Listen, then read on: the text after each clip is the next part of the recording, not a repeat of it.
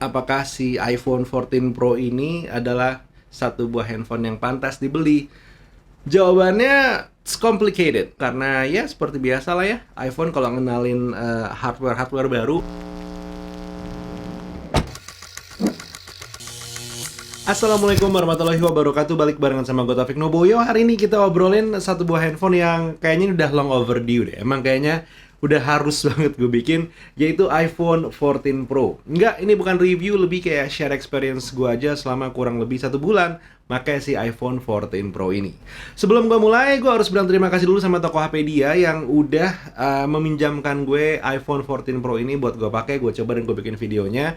Buat yang pengen beli iPhone 14 Pro, langsung aja cek kolom deskripsi.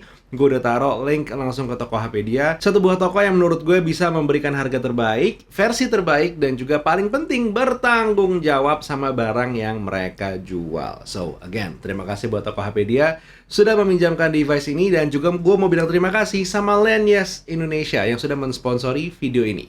More about them coming up later. Di awal-awal video gue bakal langsung aja ngebahas masalah baterai, karena emang sepertinya itu yang menjadi highlight dari iPhone 14 Pro selama beberapa saat gue coba ini. Banyak yang bilang performa baterainya tidak sebagus iPhone 13 Pro sebelumnya. Tidak aneh sebenarnya, karena si iPhone 14 Pro ini memang memiliki kapabilitas yang bisa dibilang di atas iPhone 13 Pro.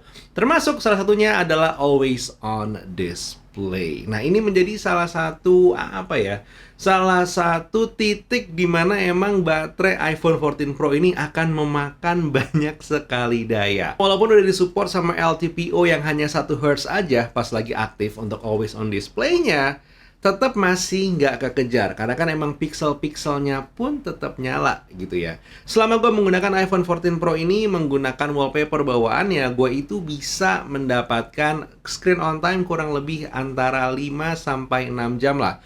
Angkanya bermain-main di sekitar itu. Dan ini menggunakan wallpaper bawaan sekali lagi tanpa WhatsApp yang aktif di handphone ini. Kalau ada WhatsApp, gue cukup yakin kondisi baterainya akan berbeda. Tentu pertanyaannya akhirnya adalah, apakah kalau gue mematikan always on display itu akan merubah semuanya? Gue belum mencoba, tapi tweetan dari seorang Ibro Kumar ini mungkin bisa membantu lo ya.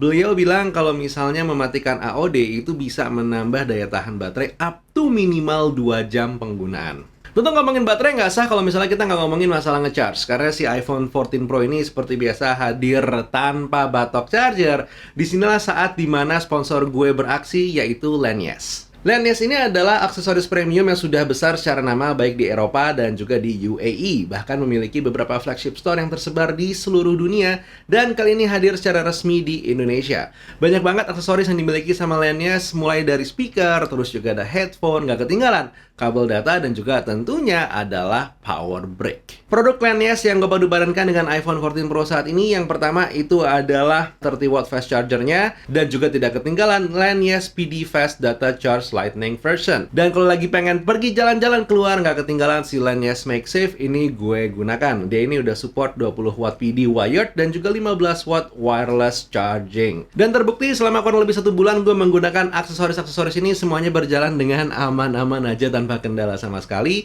Kalau misalkan pengen tahu info lebih lengkap, harga dan juga barang-barang lainnya, please do check link yang gue taruh di kolom deskripsi untuk Lanyes Official di Tokopedia. Terima kasih Lanyes sudah mensponsori video ini. Oke, lepas dari masalah daya nih, hal yang biasanya ditanyakan untuk masalah iPhone 14 Pro adalah masalah Dynamic Island. Banyak orang-orang itu awal-awal tertawa dengan namanya Dynamic Island.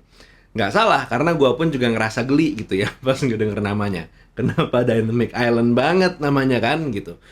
But the thing is, si Dynamic Island ini emang menurut gue dipikirkan dengan sangat-sangat robust. Benar, sekarang udah banyak aplikasi-aplikasi di Android yang mengikuti si Dynamic Island. But that's the thing, mereka mengikuti Dynamic Island. Walaupun katanya, oh mereka ini sebenarnya fix. Mereka tuh visioner dengan hadirnya ada edge-nya, dengan hadirnya ini itu dan semua segala macamnya. Ya, tapi yang lebih intuitif dan semua segala macamnya itu menurut gue baru dirangkainya hadir di iPhone 14 Pro. Sayangnya, walaupun Dynamic Island ini adalah satu buah hal yang menurut gue emang inovatif secara software dan juga menyenangkan, untuk fungsinya sendiri tidak sampai sebegitunya, at least di gue. Sangat berasanya dan kepakainya emang di saat gue lagi airdrop, saat gue lagi mengkoneksikan AirPods, dan di saat gue lagi menjalankan yang namanya Face ID.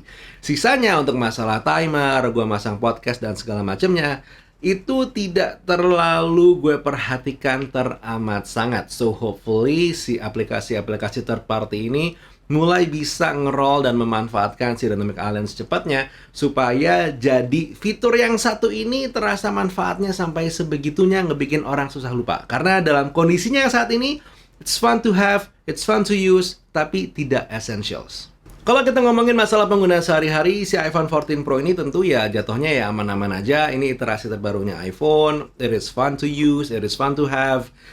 Bobotnya emang lumayan berat sebenarnya dibandingkan dengan iPhone 13 mini yang gue pakai, tapi somehow selama penggunaan gue 1 bulan terakhir, gue tidak terlalu mempermasalahkan bobotnya. Balik lagi ke masalah penggunaan sehari-hari, di saat gue berinteraksi dengan layar, ini jatuhnya nyaman, gue suka gitu ya. Untuk nonton film juga enak, secara suaranya ini lebih pop dibandingkan dengan iPhone 13 mini yang gue pakai. Terus juga lebih ngebas, dan gak ketinggalan untuk secara pewarnaannya juga bisa dibilang lebih keluar, lebih nyaman buat ditonton. Dan karena aplikasi game yang gue mainin itu hanya Call of Duty Mobile, jadi tentu handphone ini menangani dengan sangat baik ya. Karena game yang gue mainin emang bisa dibilang tidak ada berat-beratnya. Untuk masalah desainnya sendiri, sebenarnya masih sama ya dibandingkan dengan kondisi dari iPhone 12 kemarin. Masih sama-sama kotak seperti ini. Tapi gue nggak pengen protes juga sih, karena emang desain kotak inilah yang membuat gue sebenarnya tertarik dengan iPhone keluaran terbaru. Jujur aja, di seri-seri iPhone X sampai dengan iPhone 11, gue tidak pernah tertarik untuk mengganti ke iPhone itu karena bentukannya yang terlalu membulat ya, yang menurut gue it's not as pleasing as iPhone 12 ke atas, yang menurut gue bentuk kotak ini adalah seharusnya iPhone seperti ini gitu ya. Jadi harapannya emang di iPhone 15 pun juga bentuk kotak seperti ini masih tetap dipertahankan sebenarnya. Hopefully. Tapi tentu layaknya handphone-handphone lain gitu ya, tidak semuanya sempurna. iPhone 14 Pro ini membuat gue cukup bertanya-tanya untuk bagian performa kameranya.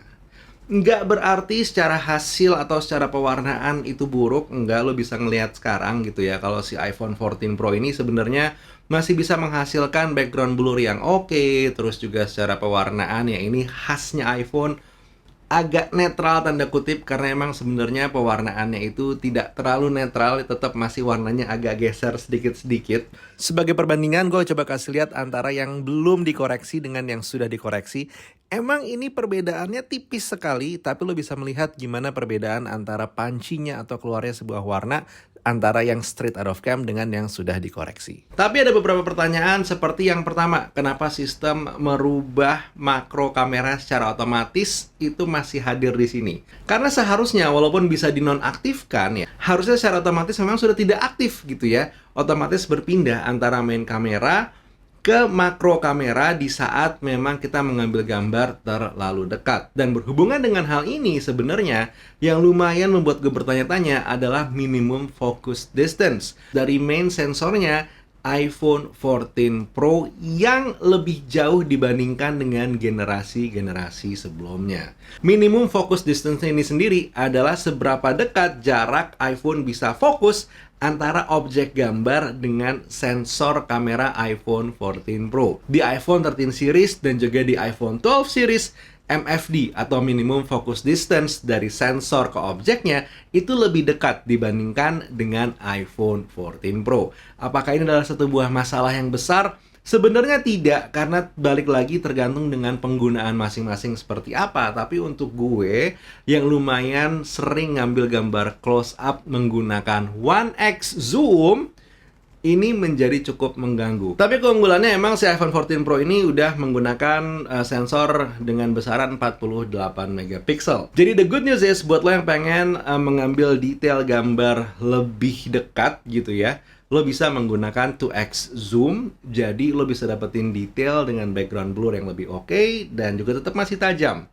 That's the good news. Satu hal yang juga menurut gue unik dari si kameranya iPhone 14 Pro ini itu adalah masalah algoritma lensa belakang. Ya, ini sebenarnya sudah terjadi dari iPhone sebelumnya, tapi di sini somehow gitu ya, algoritmanya itu lucu gitu, karena di saat kita pengen menggunakan telekamera gitu ya, dengan anggapan bahwa 3 times zoom itu pasti menggunakan telekameranya, Ternyata tidak, karena ada algoritma-algoritma tertentu yang menyebabkan si iPhone 14 Pro ini menggunakan 3 time zoom, tapi kameranya yang digunakan adalah main kameranya. Kalau lo pengen membypass hal ini, lo bisa, tapi harus menggunakan aplikasi third party. Sementara untuk hasil RAW-nya, si iPhone 14 Pro ini emang memiliki fitur itu, tapi filenya sekali foto, ya ampun itu besar sekali. Terus juga ada proses yang harus ditunggu. Dan ya ini sebenarnya ciri khas Apple banget. Begitu ada satu buah hardware yang sifatnya baru gitu ya, Apple itu memerlukan waktu lumayan lama untuk bisa mengadjust semuanya berjalan dengan baik. Bahkan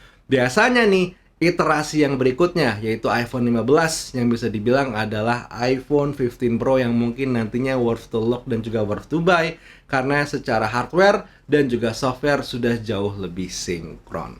Satu hal yang membuat gue cukup amazed sebenarnya dari iPhone 14 Pro ini adalah hasil kameranya ya. Mungkin terbantu juga dengan sensor 48 megapikselnya. Untuk 4K-nya terasa lebih tajam, dan juga tentunya tidak ketinggalan untuk mode cinematic-nya sekarang sudah bisa menggunakan 4K. Walaupun lagi-lagi di mode cinematic ini sebenarnya beberapa limitasi terasa. Salah satunya tentu adalah untuk bagian dynamic range yang terasa jadi jauh lebih sempit dibandingkan kita menggunakan mode yang tidak cinematic alias mode pengambilan video biasa. Nah, by the end of the day gitu ya, kalau ditanya apakah si iPhone 14 Pro ini adalah satu buah handphone yang pantas dibeli, jawabannya it's complicated. Karena jawaban diplomatis gue adalah ngelihat handphone apa yang lo pakai sekarang. Kalau 12 series ke atas lo menggunakan iPhone, ya jawaban gue adalah nggak usah. Lo stay aja dulu, tahan sampai iPhone 15. Kalau lo menggunakan iPhone 11 ke bawah, lo udah gatel banget sama performa iPhone lo, pengen ganti, sok, monggo silahkan. Walaupun menurut gue perpaduan antara hardware dan softwarenya untuk si iPhone 14 Pro ini masih belum maksimal gitu ya. Sebaiknya pun kalau lo bisa tunggu ke 15, sok aja silahkan. Kalau lo pengen pindah gitu dari Android terus menggunakan iPhone, di sini lagi-lagi gue bisa bilang tahan dulu aja.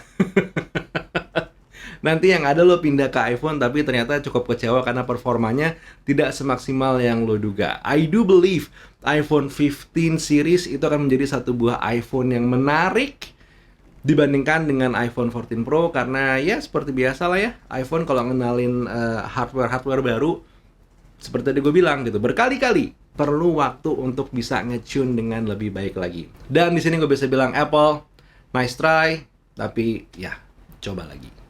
Buat sekarang Taufik Nabo undur diri. Assalamualaikum warahmatullahi wabarakatuh. Bye.